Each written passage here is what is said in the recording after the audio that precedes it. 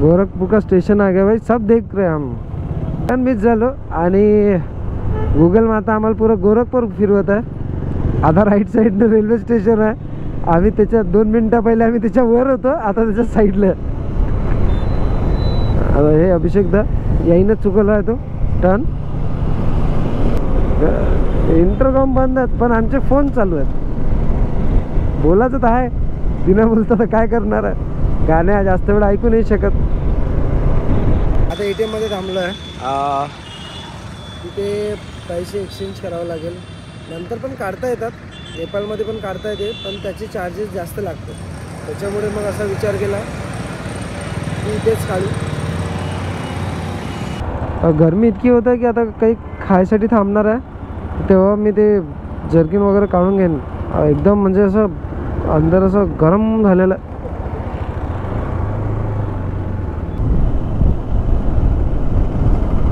भूक लागली आहे तर दादा थांबायला तयार नाही आहे. दादाला घाई आहे नेपाळमध्ये एंटर व्हायची. काय म्हणता, कसं वाटून मला आता? आता डायरेक्ट नेपाळमध्ये पंप है हाँ नहीं आगे है और पेट्रोल पंप नहीं. बरं झालं थांबून घेतलं, तशी पाहिजेच होतं पेट्रोल. अरे आपण बॉर्डर पाशी ते आलेला. हे आहे बॉर्डर इंडिया नेपाळ. आता बॉर्डर पहिले बॉर्डर क्रॉस करा, नंतर गाडीचं परमिट आणि आपलं असं एक भन्सार बनते. असं भन्सार बनवावं लागतं आपल्याला.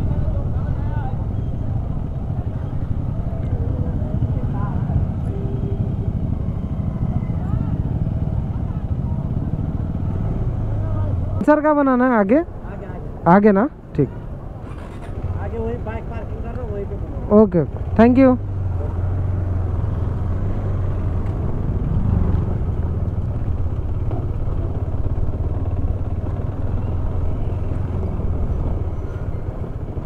तर आपल्या इथं गाडीचं पर डे काय? 200 रुपये. 200 आणि माणसाचं 500-600 रुपये डेली. नाही वन टाइम ना. हाँ, वन टाइम ना एक 600. पण कसं आहे, अभी कोणाला जिसपे लाईन में लगना है लाईन मध्ये पण लागू शकते, पण लाईन खूप मोठी आहे. हां, तर आमचं आता 15 दिवसाचं काढत आहे आम्ही. 15 दिवसाचं निघत आहे 3000 पर प्लस पर पर्सन ॲक्च्युली. हे आपलं भन्सार बनलेलं आहे आता. आणि आता कुठेही आपल्याला थांबवलं, कोणी विचारलं तर हे द्यावं लागते, दाखवावं लागते. आणि इथं स्टार्ट डेट आणि एंड डेट पण हे हिंदू तारीखनुसार लिहिलेले आहेत. बट आमचा एंड दिवस आहे 25 तारीख, तर आम्ही त्या हिशोबानं 15 दिवसाचं केलेलं आहे. ठीक आहे. आणि हे मोटरसायकलचं temporary import for 15 days better sorted आहे. आणि आता पैसे पण एक्सचेंज करणं चालू आहे. ते अभिषेकदा गड्ड्या मोजून झाला. अभिषेकदा पाहून घ्या माणसाले. मी पण केलेलं आहे. आम्ही थोडेसे पैसे आताच करून घेतले. इथे पैसे एक्सचेंज करून घेतले आम्ही. 10 रुपयाला 16 रुपये भेटते, त्या हिशोबाने आम्ही अमाऊंट करून घेतलेली आहे. आता समोर जाऊन आम्हाला जायचं आहे रोड परमिट बाईकसाठी. त्याचे अलग खर्च वाढलेला आहे. ते नव्हता पहिले, आता त्यांनी नवीन चेंजेस आणले, त्याच्यात आलेलं आहे ते. तिथे आम्हाला नेपाली 3000 रुपये द्यायचे. सो इंडियन अराउंड 2200 रुपयेपर्यंत पडेल ते. बस. आणि इतकी धूळ आहे इथं, पुरे कंटिन्युअस ट्रक चालू आहेत. हे बघा, कंटिन्युअस ट्रक चालू आहेत भयानक. आणि त्याच्यानंतर ऊन. इथच्या लोकांना कशी गरमी होत नाही आहे मला समजत नाही आहे. मी नॉर्मल जॅकेट टाकून पण मला गरमी होतं. मी सावलीत जाऊन उभं होतो. आणि इथचे लोक भाई प्रॉपर असे स्वेटर घालून फिरत आहेत. और thank you sir. Happy journey sir.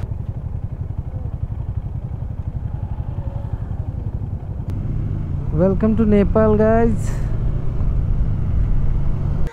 तर आम्ही आता 15 दिवसाचं भन्सार काढलेलं आहे. इन केस आम्हाला जर अजून दिवस वाढवायचे असेल तर आम्हाला काठमांडू एअरपोर्टवर जाऊन वाढवावं लागतात. त्याचे पण तिथे चार्जेस लागतील. इन केस असं काही झालेलं असलं की आपण बॉर्डरवर नाही पोचलो 15व्या दिवशी किंवा 15व्या दिवशी ठीक आहे, 16व्या दिवशी जर पोहोचत असेल तर त्याची अलग फाईन बसते. तर त्या हिशोबाने आम्ही 15 दिवसाचं काउंट ठेवलं की फिरता फिरता जर असं काही झालं की बा इथे थांबायचं आहे की तिथे थांबायचं आहे किंवा असं थांबत जर फिरायचं असेल तर आम्हाला त्या हिशोबाने 12-13 दिवस लागतात. आणि 2 दिवस आम्ही ठेवले आहेत एक्स्ट्रासाठी की इन केस आम्ही मागं पुढं झालो तर आम्हाला चान्स राहील काठमांडू जाऊन आमचे अजून डेट एक्सटेंड करायसाठी. अजून आता इथे 15-20 मिनटं इथे लागतील आम्हाला आणि नंतर मग आम्ही पोखरा साईडला निघून जाऊ. आता इथून पोखरा कमसे कम असेल 150च्या जवळपास, तर ते आम्हाला कवर करावं लागेल. एक सिम के 300 पड़ जाएगा. एक सिम बरोबर आहे.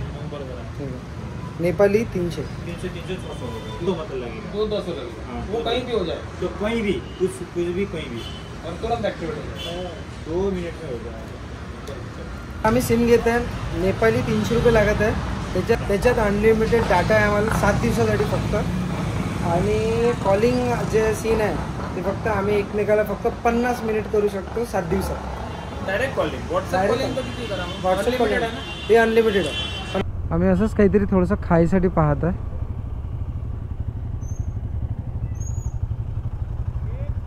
इथं रेस्टॉरंट आहे, थोडंसं खाऊन घेऊ. मग इथून 4 घंटे लागते पोखरा पोहोचायला.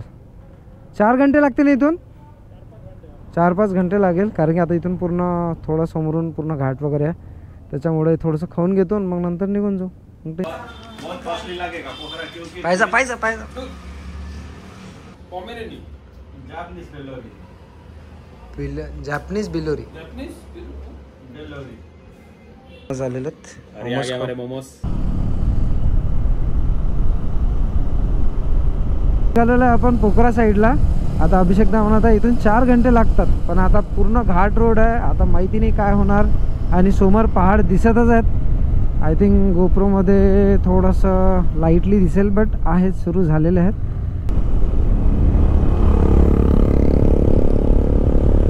की एक भयानक पहाड देऊन दिले. वॉर्मअप तर देता, थोडासा हलकासा वॉर्मअप देता. अच्छा, टनल बनत आहे. चला, चांगलं आहे.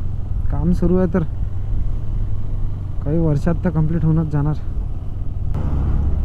आता समजलं की 4-5 घंटे काऊन लागतील. काय रोडच तसा आहे, गड्डे आणि धुळला किती आहे, भयानक. आज काय माहिती 10च्या जवळपास पोहोचू आम्ही.